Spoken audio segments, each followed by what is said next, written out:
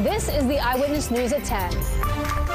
Well, tens of thousands of people worked to help BP clean up its mess in 2010 after the worst oil spill in U.S. history. Now, thousands of them claim exposure to the oil and chemicals gave them long-term diseases. BP has gotten most of those lawsuits dismissed in the last few years. But tonight, in part 2 of our David Hammer investigation, Crude Condition, David travels to Miami to see how one law firm plans to turn the tide in the workers' favor. Caleb Bro owned a landscape nursery when the worst oil spill in U.S. history came ashore in Grand Isle. When the oil spill hit, of course, no one in Grand Isle wanted to spend any kind of money on landscaping, so work for us slowed tremendously. So that was kind of another reason why I decided to, join the VOO program. The Vessels of Opportunity program, set up by BP to hire local residents to go out in boats to lay down absorbent boom, burn the oil on the surface, or pour cleaning chemicals on it. I think it was like June to November of 2010, so I was there a while.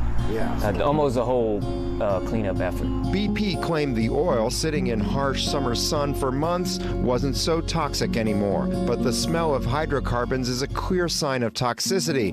There was always this chemical smell, that was just kind of in the air. We all started getting hoarse, like our throats are burning, eyes are burning, nausea, dizziness, and chest hurting, and that's when I feel like it was I knew something just wasn't right. And I found that lingered even 5 years after the spill. We're back in the exact same spot we were with the BP cleanup crew, and as you can see, another tar mat has popped up from under the sands. It rises when the tides wash the rest of the sand away, and it smells like asphalt. Bro said he also saw the effects years later. He reported feeling dizzy about 4 years after the spill, and as the years went by, it got worse. He was diagnosed with non-Hodgkin's lymphoma in April 2020, almost exactly 10 years after the oil spill. I had masses everywhere behind my heart and lungs. I had one the size of a Nerf football around my aorta, into my intestines, groin. It was everywhere. And he wasn't alone. My captain that I worked closely with the entire time that was on the boat with me in Timberlake Bay, being diagnosed 3 months apart, the same non-Hodgkin's B-cell lymphoma.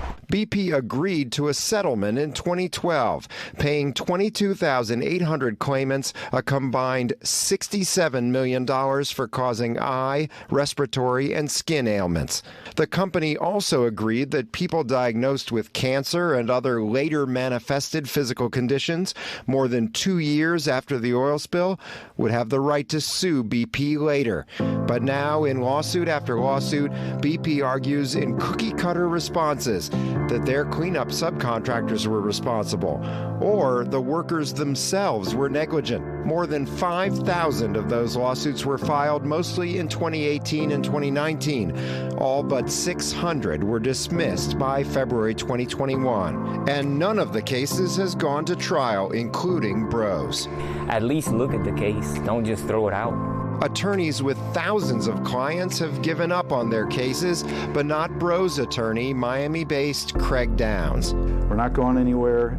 We believe this is going to be a good year, and we're going to turn the tide on the science. Lawyers for oil spill cleanup workers and coastal residents have asked me not to disclose the exact location of this warehouse, except to say that it's in Florida. They say that what's behind this door will help them prove that BP's oil and cleanup chemicals injured their clients. Basically, this is one of the biggest collection of the British petroleum samples collected back in 2010. Downs' chief science officer, Angela Cáceres, says the science is better than it was a decade ago. So they're running new tests on jars of oil, tar balls, and personal protective equipment, all cataloged by the date and location where they were collected and preserved, some at 40 degrees, some at -4 degrees, and some even colder. These are the ones that are kept -80 degrees so that the preservation of this will be proper. Cáceres says new scientific studies are more definitive about the connection between exposure to BP's oil and various illnesses that take years to show up, including a report just weeks ago on coronary heart disease. You know, we're not just some community that you all spilled into. Bro's chemotherapy and other treatments have cost more than $500,000. For 2 years, insurance covered most of it. Well, guess what? I just was laid off. So that great insurance I had is gone.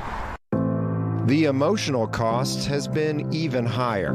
Think about sitting my little girls down and telling them that daddy might not make it.